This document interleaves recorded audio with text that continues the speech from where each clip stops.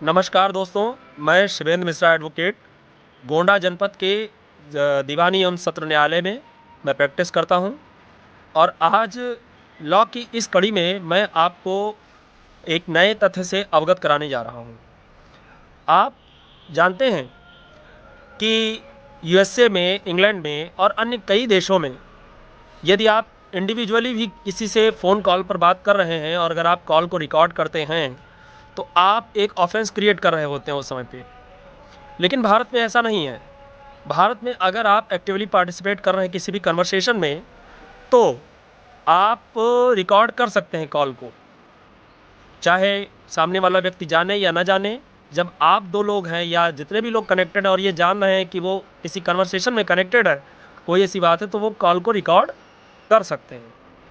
लेकिन ये ऑफेंस तब बन जाता है जब आप किसी भी दूसरे व्यक्ति के कॉल को बिना किसी ऑथराइजेशन के टैप करने का प्रयास करते हैं या उसके मैसेजेस में इंटरफेयर करते हैं या किसी भी ऑथराइज्ड टेलीकॉम कंपनी की डेटा को आप प्राप्त करने का प्रयास करते हैं, और जबकि आप ऑथराइज नहीं हैं उस चीज़ के लिए, तब आप वास्तव में टेलीग्राफ एक्ट 2023 के अकॉर्डिंग एक ऑफेंस करते हैं, जिसके लिए आपको 3 साल तक की सज़ा और 2 करोड़ रुपए तक का जुर्माना हो सकता है। और यदि आपके पास में भारतीय जो इंडियन टेलीकॉम एक्ट 2023 है, जिसमें कि टेलीग्राफ एक्ट और वायरलेस एक्ट दोनों को मर्ज करके एक नया एक्ट 2023 में बनाया गया है, उसके आधार पर अगर आप बिना किसी ऑथराइजेशन के किसी भी तरह का टेली कम्युनिकेशन इस्टेब्लिश करते हैं, चाहे वो रेडियो हो या किसी शिप पर या किसी एयरक्राफ्ट पर या किसी और जगह पर, तो आपको उसके लिए भी प्रोसिक्यूट किया जा सकता है और आप पुनः लायबल होंगे जुर्माने के लिए और दंड के लिए।